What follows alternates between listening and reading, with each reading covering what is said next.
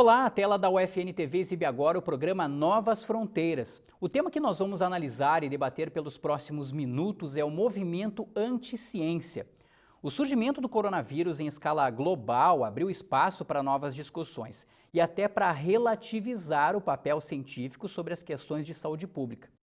Isso, pessoal, não é algo do século XXI, pois acompanha a humanidade desde antes do nascimento de Cristo. Ganhou força na Idade Média, arrefeceu na Idade Moderna, mas na Revolução Tecnológica em que nós estamos vivendo, ressurge com ataques, desconfiança e até desrespeito pelo pensamento científico. Teorias conspiratórias, negacionismo, temas sobre a eficiência das vacinas, a forma da Terra, a evolução das espécies, a origem de doenças como o HIV e ainda o aquecimento global são exemplos sobre como a influência das crenças e opiniões pessoais ganham voz e proporções capazes de desconfiar de evidências apresentadas por cientistas. Para este programa, nós temos dois convidados e é com eles que nós vamos buscar respostas para o movimento anti-ciência. Um deles é o pró-reitor de pós-graduação em pesquisa da Universidade Franciscana, professor Marcos Alexandre Alves, já aparece na tela aí conosco. E a nossa convidada é a doutora em imunologia pela Universidade Federal do Rio Grande do Sul e pela Universidade do Colorado, nos Estados Unidos, Cristina Bonorino. Professora Cristina, professor Marcos Alexandre, sejam muito bem-vindos ao programa. Hoje a gente vai falar então sobre o movimento anti-ciência, algo que vocês que vivem a ciência acredito que entendem e compreendem muito bem. E eu já aproveito aqui para fazer uma apresentação também assim um pouco mais detalhada sobre vocês. O professor Marcos Alexandre ele já coordenou o curso de filosofia aqui da Universidade Franciscana, tem experiência na área de filosofia contemporânea, ética, fundamentos da educação, história e epistemologia da ciência. Epistemologia, para quem não sabe, é o estudo crítico com o objetivo de determinar a origem e também o valor desses pensamentos. A professora Cristina Bonorino, que é professora titular da Universidade Federal de Ciências da Saúde de Porto Alegre, ela é doutora em imunologia pela URGS e pela Universidade do Colorado, como eu disse agora há pouco, mas ela atua também no desenvolvimento de vacinas, imunologia tumoral, imunologia viral, transplantes e imunoterapia. E ela é também colunista do site Gaúcha ZH, ou seja, currículo para eles debaterem esse assunto conosco não vai faltar. Nós temos aqui, na verdade, um cientista do pensamento, professor Marcos Alexandre, e uma cientista experimental, se é que eu posso colocar dessa maneira, com a professora Cristina. A bagagem intelectual de vocês foi organizada por vários anos de estudo e mas muita leitura e muito conhecimento também. O que vocês sentem quando ocorrem ataques à ciência, professores? Principalmente atitudes que buscam muito mais ignorar a informação e o pensamento do que propriamente transmiti-los. Começo com a professora Cristina. Bom, então, muito obrigada pelo convite, né? Muito legal essa iniciativa de vocês de organizar essa conversa. Tu estava falando e eu estava pensando, né? E eu acho assim que o movimento ou as pessoas que são anti-ciência, elas sempre existiram, né? Tu pode ver, talvez isso dominando o pensamento durante algumas épocas, mas assim, sempre vai existir, porque, né, e as pessoas perguntam assim, por que, né, isso, assim, da onde que vem essa atitude, né? E a ciência, ela tem uma coisa muito interessante, né, de que ela é baseada no pensamento crítico. O cientista, ele é um cético, né? Ele analisa, ele olha, ele é um curioso, primeira coisa, ele é um curioso, ele busca uma explicação para aquilo que ele está vendo, né? E no nosso caso, por exemplo, o que a gente faz? A gente organizou um conjunto de procedimentos que a gente chama de método, que é o método científico, que tem críticos e tem apoiadores, né? Eu não vou discutir isso aqui, mas a gente tem mecanismos para testar, né, as explicações que a gente oferece para um determinado fenômeno. E o cientista, ele tem uma capacidade, ou por treinamento talvez, né, de ser convencido pela evidência, né? Não, se é isso aqui que está acontecendo, né? Se essa é a evidência, eu achava uma coisa, mas eu testei e é outra, né?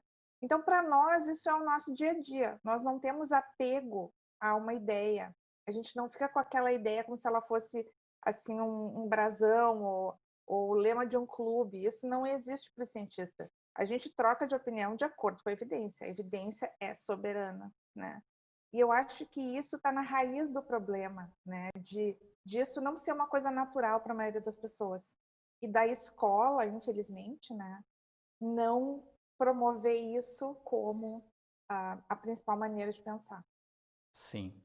Professor Marcos Alexandre, o senhor como pró-reitor de uma instituição como a Universidade Franciscana, principalmente na área de pós-graduação e pesquisa, em que o senhor atua bastante, como é que o senhor se sente quando o senhor vê pelas mídias sociais, pela própria imprensa também, muitas vezes, o descrédito, ou até, de certa forma, esse confronto que se estabelece justamente entre aquilo que é verdade, aquilo que é empírico, foi pesquisado, e aquilo que muitas vezes é uma opinião pessoal. Qual é o seu sentimento? Inicialmente, então, quero agradecer o convite, Rogério. Bela iniciativa, né? Tem discutido temas de ponta, né? Do que envolve essa relação ciência, educação, ensino. E saudar também a professora Cristina, né? Foi um prazer conhecê-la pessoalmente ou virtualmente, né? Porque a gente conhece pelos textos e pela trajetória acadêmica. Bem, Rogério, o que eu destacaria inicialmente é o fato de que me parece que nos últimos tempos, sobretudo nesses tempos de pandemia, há um processo de ressignificação e revalorização da ciência. Tá? Mas antes de propriamente entrar nesse aspecto da valorização da ciência, o que eu percebo, por um lado, se existe todo um movimento anti-ciência, é porque a ciência está incomodando de algum modo, tá? E sempre incomodou ao longo da história, seja confrontando mitos, posturas autoritárias, crenças infundadas, né? Ideologias, saberes cristalizados, posturas inflexíveis, enfim, a ciência de algum modo incomoda e é exatamente isso que faz com que surja esse movimento anti-ciência, por uma dedução lógica. Tá? E, por outro lado, eu também penso que a pseudociência, né, também caminha para e passo com todo esse movimento anticientífico que nós vivemos hoje, que não é um movimento próprio desse período, mas é algo que se caracterizou ao longo de toda a história. E o que a pseudociência enfatiza, o que ela aborda, quais são as intenções de quem milita, de quem trabalha nesse campo? Me parece assim que a pseudociência ela mostra uma vontade muito grande também de se tornar ciência.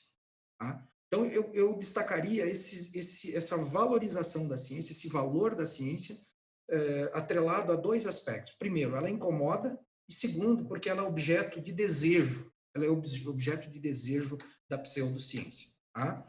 Nesse sentido, entendo que a ciência ela precisa ser valorizada, ela precisa ser reconhecida. Isso, obviamente, não implica popularização da ciência, gosto pela ciência, né? Porque muitas vezes se confunde a popularização com a divulgação e isto gera alguns efeitos extremamente danosos que talvez repercutem fortemente nessas duas composições, nessas duas estruturas que reagem contra a ciência.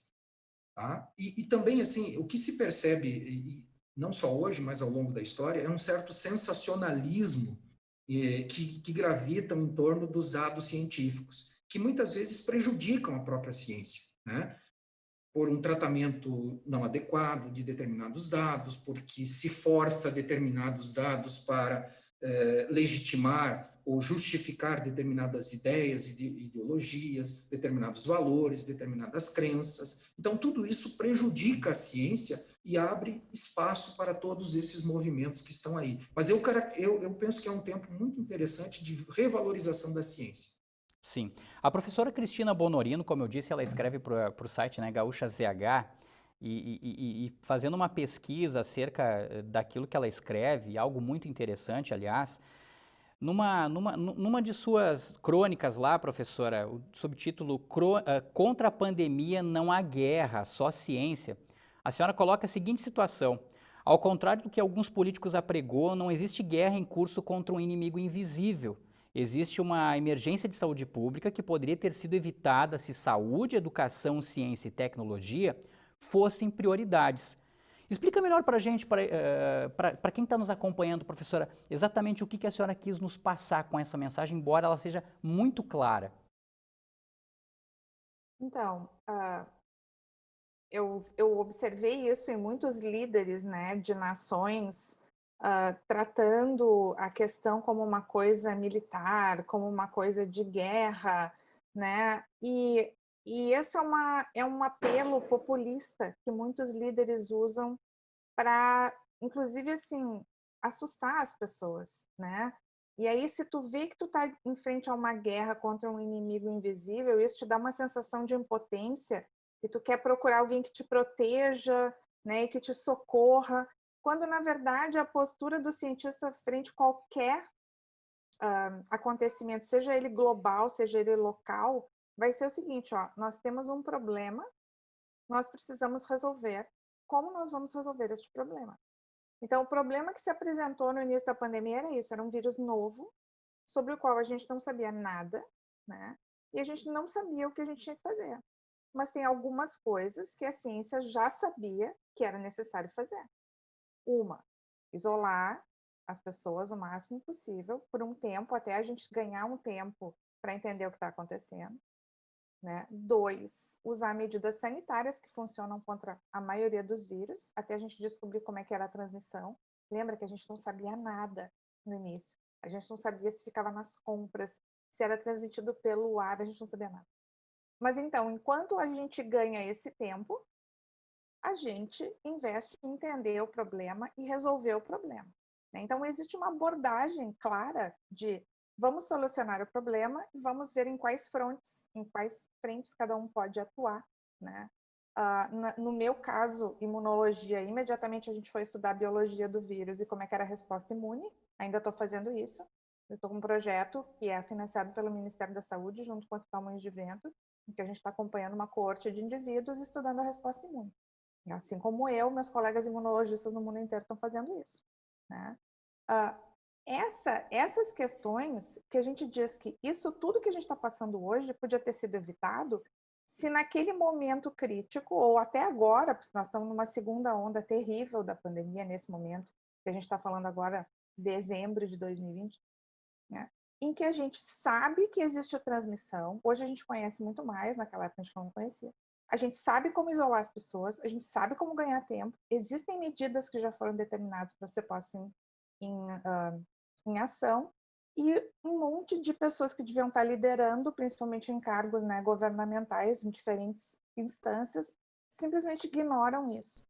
Então, é muito complicado, né, para nós falar, olha, existe toda essa história de como que tu maneja uma pandemia, existem as medidas, e simplesmente ouvir, né, não, é uma guerra, tem um inimigo invisível. Não. Vamos resolver esse problema, vamos lá. Vamos à obra. Verdade. E o tempo está mostrando isso, né, professora, para todos nós, né, de que bastam situações, atuações concretas e algo sempre tomando como base a ciência para que a gente não cometa erros, né? Talvez a nossa situação pudesse ser muito pior se em determinado momento, lá em março ou em abril, algumas medidas não tivessem sido tomadas. Agora, professor Marcos Alexandre, o senhor acha que a filosofia, né, devido a essa questão do movimento anti-ciência, talvez ela tenha sido a primeira área a ser atacada pelo movimento que tenta minimizar a ciência, ou seja, cortar, na opinião dos anticientíficos, né, dos anti-ciência aí, vamos cortar o mal pela raiz, vamos minimizar a questão, a postura da filosofia. O senhor acha que foi a primeira área a ser mais atacada? Rogério, o que eu posso dizer? É que não é só um aspecto do nosso tempo. Se eu recorrer, por exemplo, à base da epistemologia clássica, eu tenho que retornar a Platão, por exemplo, que foi o primeiro autor a escrever um livro de epistemologia. Dentre os seus diálogos, um deles se chama Teteto, e no Teteto, Platão discute exatamente esse confronto que existe na sociedade e no campo das ideias entre o mundo sensível e o mundo inteligível. O mundo em que nós estamos diretamente associados aos sentidos, às coisas materiais, às imagens, né, o contato com a realidade, e o mundo inteligível, o mundo das ideias, o mundo da abstração, o mundo da lógica, o mundo da argumentação, o mundo inteligível. E o Platão, ele vai dizer que, ele fundou a academia, talvez tenha sido a primeira escola que nós temos notícias, né? Primeira escola, com um objetivo muito claro, distinguir aquilo que é doxa, aquilo que é a opinião, e aquilo que é a episteme, ou seja, aquilo que é a ciência. Né? Então, lá no período grego, já se constatava essa diferença, né, entre aquilo que é a opinião, aquilo que é uma espécie de consenso de um determinado grupo, em relação àquilo que é uma verdade que é aceita por uma comunidade científica e que passou pelo crivo do debate, da construção racional, lógica e etc. Então, eu constato isso não só no tempo em que nós vivemos, mas historicamente, né, se percebe. A filosofia sempre foi uma área do conhecimento que incomodou. Incomodou por quê? Porque ela lida com determinadas habilidades e competências, como a professora Cristina mencionou. Quer dizer, ela trabalha fundamentalmente com a crítica. Com a crítica. E ela, quando maneja com a crítica, ela tem presente questões muito próprias e que estão ligadas a um método. Né? Então, a atitude filosófica, ela envolve, sobretudo, o quê? Em primeiro lugar, uma postura radical, e quando a gente fala de radical, parece que já levamos para o campo político, e não é isso. Quer dizer, o filósofo, a filosofia nos ensina a pensar a raiz dos problemas, então nós não podemos nos contentar com respostas epidérmicas, superficiais, que estão à flor da pele. Nós queremos, né, buscar entender as coisas desde as suas origens. Então, essa é a primeira postura do filósofo. A segunda, o rigor metodológico, que isso está presente não só na filosofia, mas qualquer área do conhecimento. Então, para isso, nós temos vários métodos, né, que a ciência se utiliza, inclusive hoje. A dialética, a analítica, a fenomenologia, a hermenêutica. Né? Então, a filosofia sempre foi preocupada e sempre esteve preocupada com o método. E a atitude filosófica também envolve um terceiro elemento, que é a visão de conjunto. Então, nós temos que buscar conhecer em profundidade, nós temos que ter um método para isso, mas nós precisamos analisar as coisas desde uma perspectiva global, integral. E talvez isso incomode algumas pessoas, Rogério. Por quê? Porque nós não queremos que os nossos estudantes, que nós mesmos, que os cientistas se contentem com respostas imediatas, com questões tão somente do cotidiano. Nós queremos avançar, nós queremos além. E talvez dessa postura filosófica, nós buscamos no campo científico inspiração. Por quê? Todo problema científico, aliás, todo conhecimento científico, ele parte de uma indagação. Todo conhecimento científico parte de uma pergunta, parte de uma formulação de um problema, de uma dúvida, de uma certa suspeita, de um questionamento. Então, de uma atitude que eu chamaria aqui cética, mas não um ceticismo para negar tudo, um ceticismo para buscar conhecer mais e em profundidade. Então, quando se combate a filosofia, está se combatendo não só a filosofia, mas aquilo que eu chamo de base de construção de qualquer área do conhecimento, inclusive das ciências. Sim. A gente estava falando agora há pouco com a professora Cristina, né, a respeito da pandemia, e aí eu tenho uma anotação aqui que até que eu fiz para repercutir com vocês. A gente sabe que, por exemplo, o movimento antivacina, ele usa, se a gente pegar o movimento antivacina, ele usa os mesmos argumentos para muitas vezes assustar a população ou fazer com que a população se revolte, digamos assim, há mais ou menos uns 135 anos, assim, pelos cálculos que eu fiz. Eu lembro, por exemplo, e foi a anotação que eu mais busquei, professora Cristina e professor Marcos, a revolta da vacina, que foi aquela vacinação que teve no Rio de Janeiro contra a varíola, né, e tudo mais. E aí eu trago para vocês aqui para o programa Novas Fronteiras para que a gente consiga passar para as pessoas que estão nos assistindo.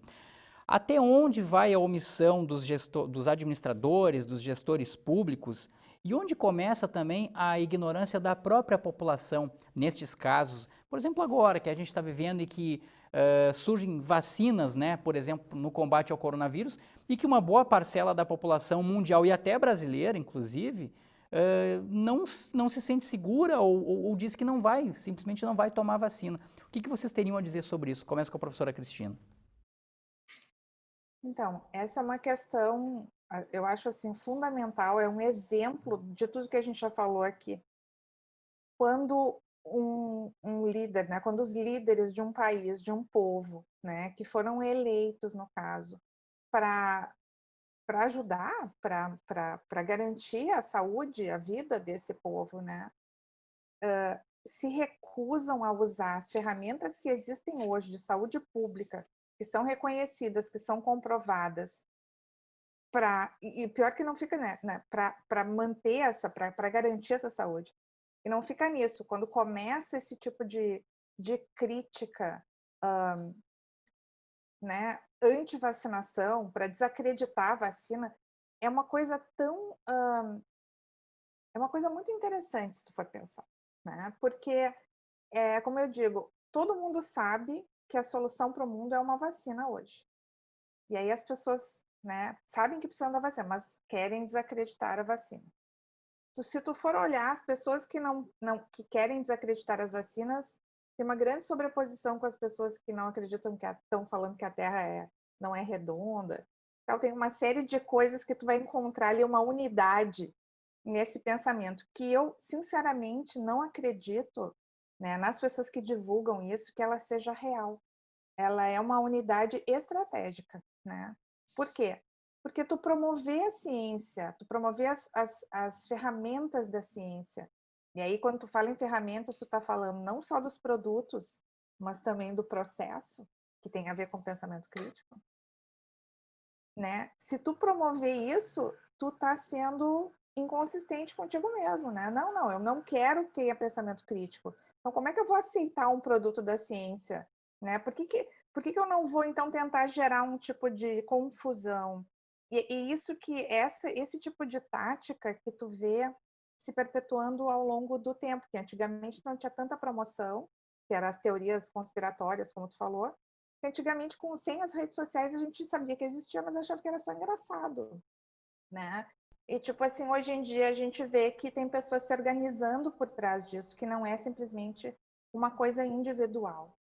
Então, eu acho que um dos grandes problemas hoje é a gente trazer a ciência, e isso é o meu trabalho na Zero Hora, né? Por isso que... E também eu faço muita entrevista, eu escrevo muito texto de divulgação científica, eu estou trabalhando em vários projetos de divulgação científica, porque o importante é trazer para as pessoas o processo da ciência, como é que ele funciona e o que ele te trouxe até hoje.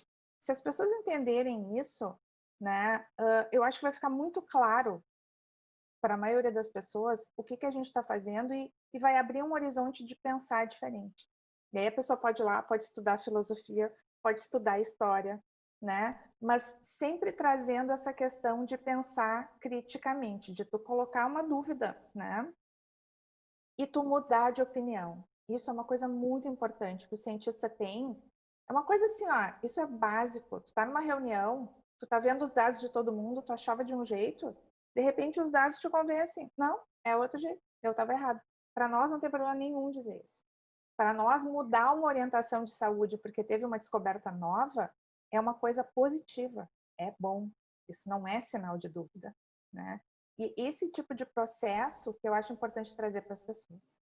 Sim. Bom, já que a senhora tocou nesse assunto, eu lembro aqui exatamente a questão da poliomielite, professora, que é um exemplo para todos nós, né? Por anos e anos, a humanidade lutou para a erradicação da doença e nós chegamos exatamente a uma questão, a uma vacina que foi capaz de fazer isso. E me parece que nesse momento, quando há esse forte ataque, professora, por exemplo, ao movimento científico, né? Há pessoas se recusando já, antes mesmo da descoberta da vacina, a dizer que não vai tomar vacina. Parece que a gente está jogando todo um trabalho, inclusive para pegar essa referência da poliomielite, a gente está ignorando isso, né? Como é que a senhora percebe, como é que a senhora entende isso, nesse sentido de que foi um trabalho muito árduo também até se descobrir a vacina da poliomielite? E hoje nós estamos muito próximos também de descobrir uma vacina. E aí eu lembro outra coluna sua também, somente vacinas é que podem erradicar doenças, professor, isso tem que ficar claro para as pessoas, não é mesmo? Então, o que a gente tem que fazer é educar as pessoas sobre esses processos, tá? Isso é muito importante. As pessoas não sabem, elas estão em dúvida, com medo, e como se não bastasse, tu tem lideranças, pessoas que deviam estar liderando. Nesse momento é muito importante que um líder chegue e diga, estou me vacinando. Que um líder apareça de máscara, né? Então, assim, quando tu vê isso, pelo contrário, as pessoas gerando confusão, isso vai ter esse efeito na população de dúvida, né? Elas esperam essa liderança, elas votaram nessa liderança. Então, assim, o que a gente pode fazer enquanto cientista ou enquanto educador, né? Explicar para as pessoas. Nós não podemos mais, eu acho que por muito tempo os cientistas meio que relutaram, isso eu posso dizer assim, em assumir esse papel de interface direta com a sociedade que é leiga, né? Então o cientista ficava muito confortável, né, numa posição elitizada. E eu acho que hoje a gente está vivendo o resultado disso, né? Da outra maneira que o professor Marcos falou no início, né? O cientista é muito exigido academicamente.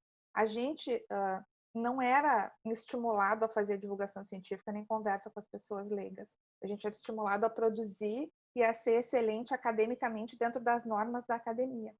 Bom, chegou um momento em que isso não funciona mais, né? Todo cientista precisa ser um interlocutor. Todo cientista precisa ser uma fonte de diálogo, de educação para todas as pessoas que te rodeiam. E eu acho muito bonito ver, principalmente no pessoal jovem, assim, foi impressionante como as pessoas afluíram a isso e tem essa proliferação de divulgadores científicos hoje nos meios de comunicação. E Sim. olha, que bom.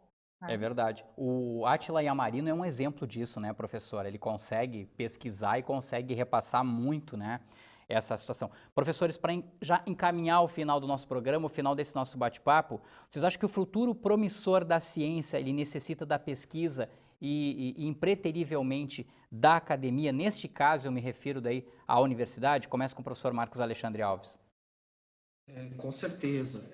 O que eu penso, assim, que em ciência a gente, eu acho que todas as colocações que a professora Cristina colocou mostram que em ciência não se prova a qualquer custo, né?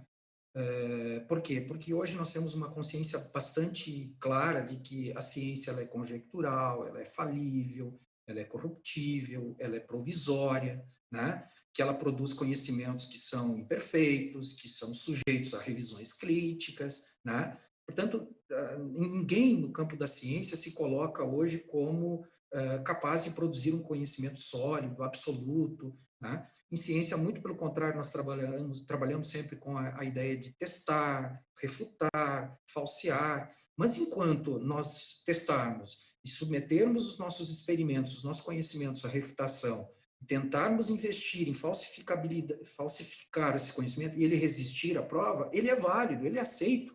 É assim que funciona com relação às vacinas. Se nós pegarmos os últimos 200 anos e fizermos uma análise histórica, a gente vai perceber, e talvez isso falte de ser discutido junto às escolas, nas universidades, né, de que as vacinas contribuíram muito, imunizaram muitas pessoas, curaram várias doenças, melhoraram a qualidade de vida, né? Elas são indispensáveis para mudar, evitar uma série de patologias e doenças que estão aí, né? E, ao mesmo tempo, todo esse movimento anti-vacina, eu penso que ele precisa ser discutido porque, de algum modo, e ser responsabilizado, porque ele coloca em risco a vida das pessoas, e talvez aquelas pessoas mais próximas a nós, as pessoas que nós amamos, né? Então, precisamos sim discutir, precisamos debater, mas precisamos ter um olhar para a história, termos um olhar também para a epistemologia, para não perdermos de vista a razão de ser da ciência, o processo de construção e validação do conhecimento científico. E eu acho que isso está faltando, assim, está faltando. Porque as pessoas que desacreditam da ciência são as pessoas que estão dentro de um contexto de classe média.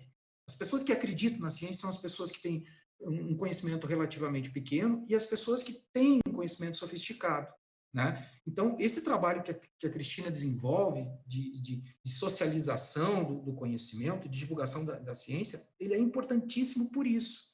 Porque não basta eu ter um razoável conhecimento, entrar na internet e fazer algumas buscas para eu dominar a ciência. Então, eu preciso do cientista, eu preciso de um profissional especializado na área. E me parece que isso nós estamos reconstruindo nesse atual momento. E não basta simplesmente aceitar determinadas imposições e determinadas verdades postas por um líder, por um político, ou até mesmo por um cientista de modo isolado, porque nós precisamos da comunidade, nós precisamos do aval da comunidade científica, né? Sim. Então, eu Bom, penso que esse é um caminho, Rogério. claro, com toda certeza. Professora Cristina, como a gente faz para essa mensagem chegar às pessoas e também as autoridades, professora? Então, é como eu te disse, cada um de nós precisa ser um multiplicador, precisa ser um interlocutor, falar com todo mundo, divulgar isso na sua rede, sabe, as pessoas que te cercam, com quem tu conversa. Quando tu vê pseudociência, tu tem que contra-argumentar, tu não pode mais deixar passar, né? Foi-se o tempo em que a gente ouvia uma coisa de pseudociência e ficava quieto. Antigamente a gente fazia isso, né, talvez para não engajar numa discussão. Hoje o engajamento ele é necessário. Ele não precisa ser um engajamento de discussão alterada, pelo contrário. Ele tem que ser um engajamento em que tu valoriza que a pessoa está em dúvida, tu valoriza que a pessoa está buscando conhecimento, mas tu direciona ela para fontes que são fontes idôneas, né? Isso é muito importante que o cientista faz. Então, é porque eu li num texto que eu recebi no WhatsApp que a vacina, né, altera o teu DNA. Não, olha só, né? Tem aqui esse texto bem legal que tu vai entender, se está em inglês, se está em português, dependendo do nível, que mostra que não é assim. O livro de biologia vai te mostrar que o RNA não entra no teu DNA. Então, assim, mostrar esse tipo, isso é um nível de discussão. O outro é quando tu consegue já fazer uma discussão tipo, mas como é que eles descobriram isso? Onde é que eles viram isso? Né? De onde tu tirou essa informação? Como é que eles testaram isso? Né? E aí entra essa coisa do processo científico, de testar, né? Que é uma coisa que as pessoas não têm essa familiaridade, né? Tu não testa isso, mais ou menos. Tu acha que aquele restaurante está servindo uma comida que não é, sei lá, muito sanitária. Como é que tu testa isso? Então, essa é a tua pergunta, né?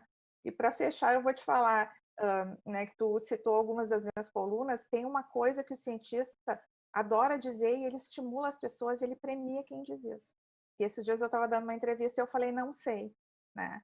E aí uma repórter me ligou imediatamente, né, depois da entrevista, que coragem tu teve em dizer em rede estadual, né? Eu falei, que tu não sabia uma coisa, eu disse, mas o fato de que eu não sei me permite aprender isso, né? Então, premiar as pessoas que dizem, não, né? Eu sei tudo, eu sei como é que vai ser, a vacina vai fazer mal, a vacina não sei o quê.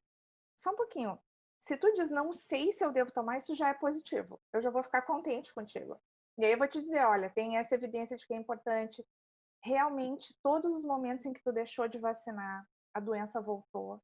Então, a única maneira de tu erradicar uma doença é quando existe vacinação massiva.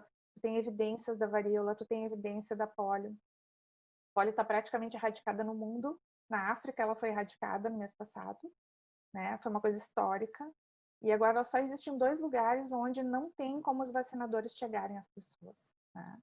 Então, esses exemplos de tu trazer, de tu te informar, de tu procurar fontes idôneas, essa tem que ser a nossa atitude. Não deve ser de brigar, não deve ser de fazer, né, uma luta violenta, né, alterada de ideias, mas pelo contrário, de educar, né? Requer paciência? Requer, mas eu acho que ela vale a pena. Perfeito, excelente colocação. Bom, o programa Novas Fronteiras, né, desta semana falou exatamente sobre o movimento anti-vacina. E nós tivemos aqui no programa, então, a professora Cristina Bonorino, que é professora titular da Universidade Federal de Ciências da Saúde de Porto Alegre, e o pró-reitor de pós-graduação e pesquisa aqui da Universidade Franciscana, Marcos Alexandre Alves. Agradeço a participação de vocês aqui mais uma vez, né, conosco, no programa Novas Fronteiras. Convido a todos para acompanhar este programa também lá no youtube.com/UFNTV. Muito obrigado pela participação de vocês e até uma próxima oportunidade. Ficamos por aqui. Tchau!